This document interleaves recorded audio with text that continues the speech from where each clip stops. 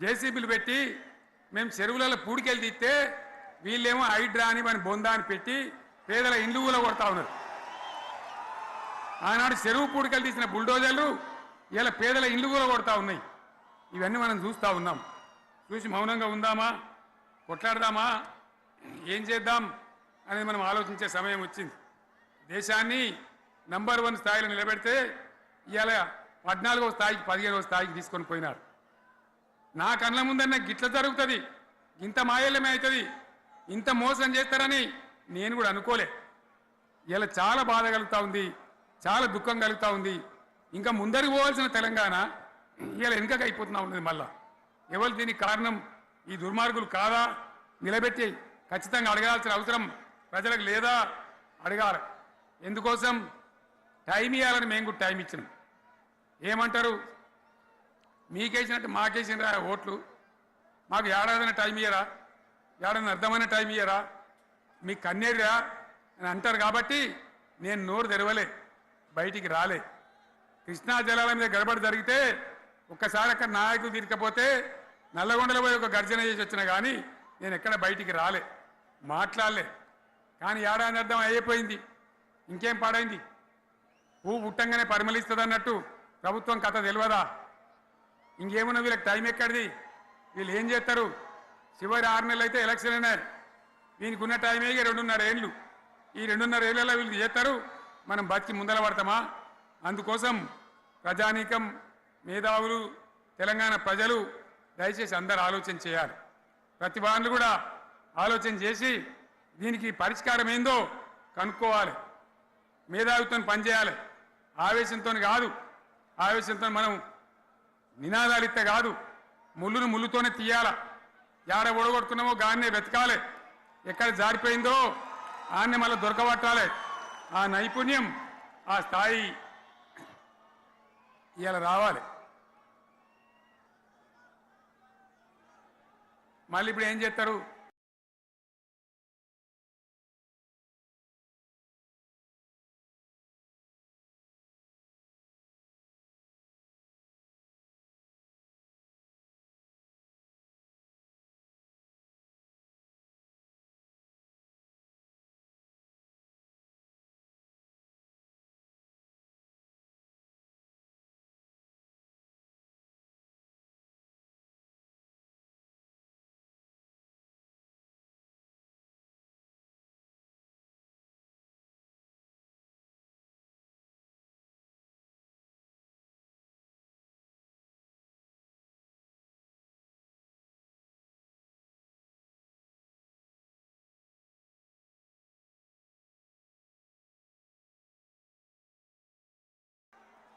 మాట్లాడితే బీఆర్ఎస్ మీద ఇప్పుడు కోరుతా ఉన్నా.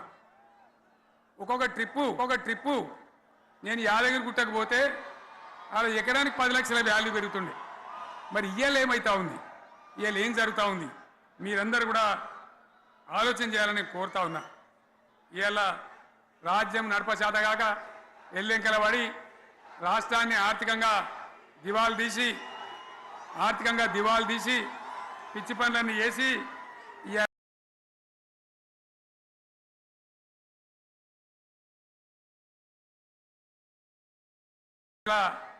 అడ్డం పొడుగు మాట్లాడుతూ ఉన్నారు. అన్ని రంగాలలో ఫెయిల్ అయిపోయింది. ఏ ఒక్క ఈ హుస్నాబాద్ ఇప్పుడు నేను రాగా చూసుకుంటూ వచ్చిన ఆనాడు కష్టపడి ఈ హరీష్ రావు ఇరిగేషన్ మంత్రిగా ఉన్నప్పుడు ఇలా గౌరెల్లి ప్రాజెక్టు కట్టినాం. 90% పూర్తయింది. గౌరెల్లి ఇరిగేషన్ ప్రాజెక్టు ప్రజలకు సంజాయించి భూములు తీసుకొని ఆనాడు తిరిగి 90% పూర్తి చేసినాం. ఏడాది అర్థమైతే తట్టడి మన్ను తీస్తాను రా. పాలమూరు పథకం 80% కంప్లీట్ అయింది. ఎందుకు దాన్ని పెండింగ్లో పెడుతున్నారు? ఎందుకు దాన్ని పూర్తి చేస్తలేరు? ఈ విధంగా చిన్న మాట, చాలా చిన్న మాట. కేసీఆర్ కిట్ పెట్టినాం, లక్షాధికారుల కోసం పెట్టినాం, కోటీశ్వర్ల కోసం పెట్టినాం. ఎవరి కోసం పెట్టినాం కేసీఆర్ కిట్టు? పేద ప్రజల కోసం, గ్రామీణ ప్రాంతాల్లో ఉండేటువంటి పేద ప్రజల కోసం పెట్టినాం. ఆడపిల్లకంటే 13,000 ఇచ్చినాం, మగపిల్లగానికైతే 12,000 రూపాయలు ఇచ్చినాం. ఆ వాహనాలు పెట్టి, అమ్మఒడి వాహనాలు పెట్టి వాళ్ళని తీసుకెళ్ళి ప్రసవాలు చేయించి వాళ్ళకి మందులు ఇచ్చి ఫ్రీగా ఉచితంగా చేసి బ్రహ్మాండంగా ప్రసవం చేయించి మళ్ళీ ఇంటికాడ తీసి దించినాం. గది బంద్ చేస్తారా ఎవరన్నా? ఎందుకు బంద్ చేయాలి?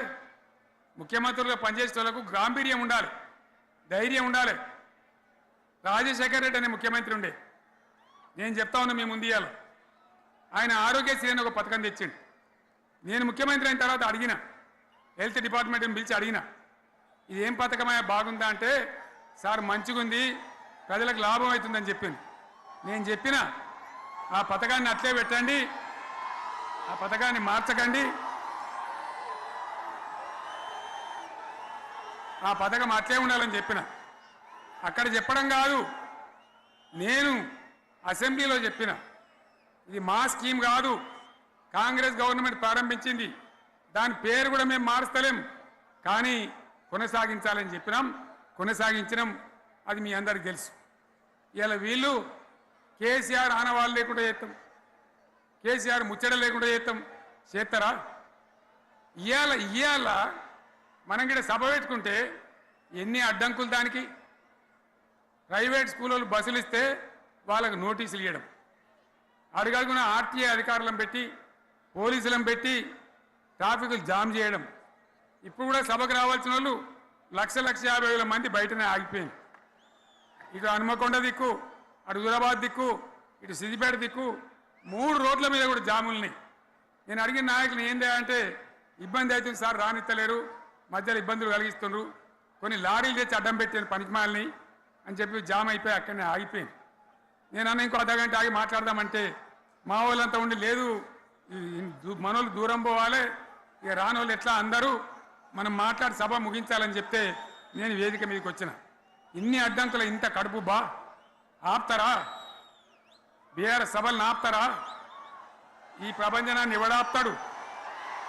ఆగబడితే ఆగుతుందా? నేను ఒక్క మాట పోలీసు మిత్రులకు మనవి చేస్తా ఉన్నా, ప్రజాస్వామ్యంలో ప్రజలకు అడిగే హక్కు ఉంటుంది, తప్పకుండా అడుగుతారు ప్రజలు. ఈ అడిగే హక్కును సోషల్ మీడియాలో బీఆర్ఎస్కు సోషల్ మీడియా వారియర్స్ ఉన్నారు, వాళ్ళు బ్రహ్మాండంగా పనిచేస్తున్నారు, ఖచ్చితంగా అడుగుతున్నారు ప్రజల తరఫున. ఇంత అన్యాయం జరుగుతుంటే చూడలేక సోషల్ మీడియాలో పనిచేసే తెలంగాణ బిడ్డలు ఇది ఏమన్యాయమే ఎట్లా అని చెప్పి ప్రభుత్వాన్ని ప్రశ్నిస్తూ ఉన్నారు, ప్రజలకు మద్దతుగా నిలబడతా ఉన్నారు.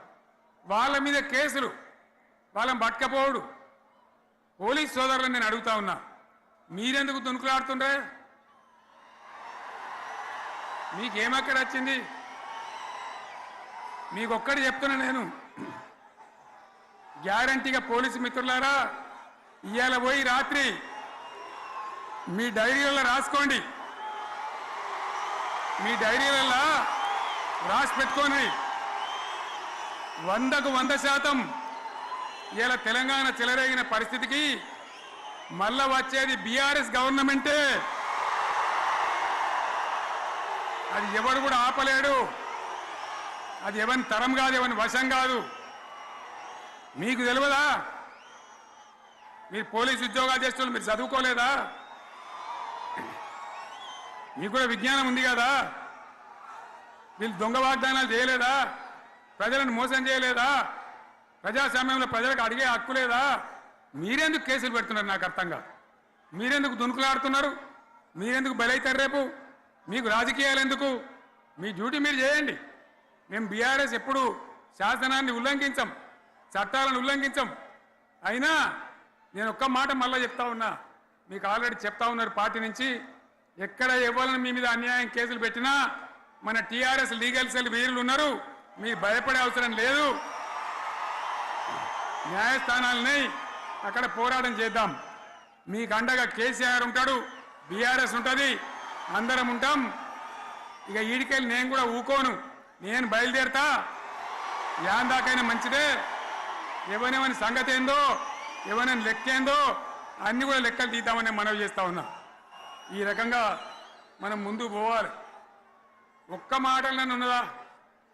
ఇవాళ ఈ ప్రభుత్వం, ఈ కాంగ్రెస్ నయవంచక ప్రభుత్వం సంక్షేమంలో ఫెయిల్, మంచినీళ్ళలో ఫెయిల్, పొలాలకు నీళ్ళు ఇవ్వడంలో, సాగు నీళ్ళలో ఫెయిల్, కరెంటు సరఫరాలో ఫెయిల్, రైతు బంధులో ఫెయిల్, విత్తనాలు ఎరువులు సరఫరాలో ఫెయిలేనా? ధాన్యం కొనుగోళ్లలో ఫెయిల్, పల్లెలు పట్టణాల అభివృద్ధిలో ఫెయిల్, భూముల ధరలు పెంచడంలో ఫెయిల్. మరి దేంట్లో పాస్ అయిండు? ఎటుపడితే అటు ఒర్రుడు, దేవుళ్ళ మీద ఒట్లు పెట్టుడు, అబద్ధ వాగ్దానాలు చేసుడు.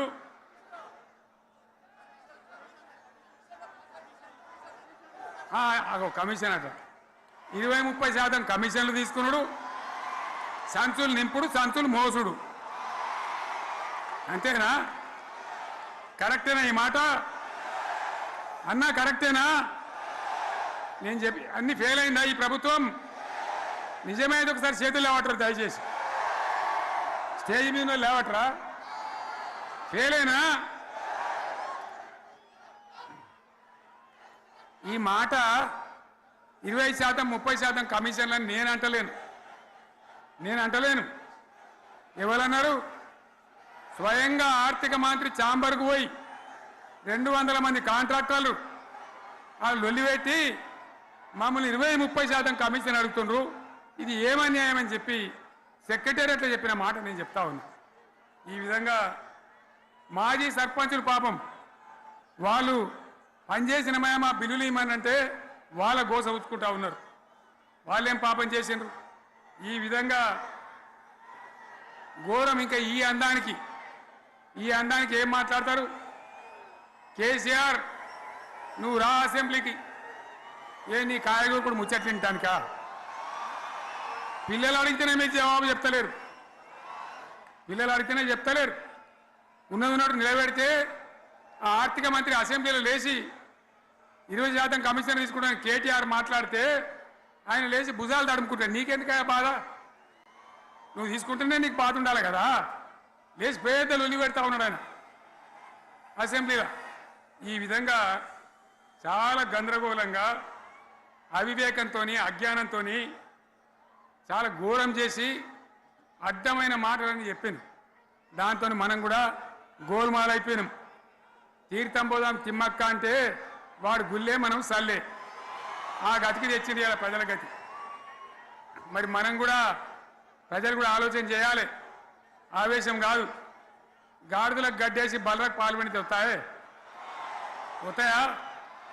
మరి ఇప్పుడు ఏం చేయాలో ఆలోచించాలి. ఓ తమ్ముడు అన్నాడు హైదరాబాద్లో, ఆయన ఇల్లు కూడా కొడితే, కేసీఆర్ అన్నా యాడున్నావు, నువ్వు రావాలి. కత్తి వాంచేతలు పడితే యుద్ధం నన్ను చేయమని పడుతుంది. అంతేనా? ఇది కూడా విచారించాలి ప్రజలు. మీకు అర్థం కావాలని నేను చెప్తా ఉన్నా. అందుకే ఓడగొట్టుకున్న కాడనే వెతుక్కోవాలి. మీ వెంట బీఆర్ఎస్ ఉంటుంది, మీ వెంట కేసీఆర్ ఉంటాడు. 100% మళ్ళా తెలంగాణ విజయం సాధించాలి.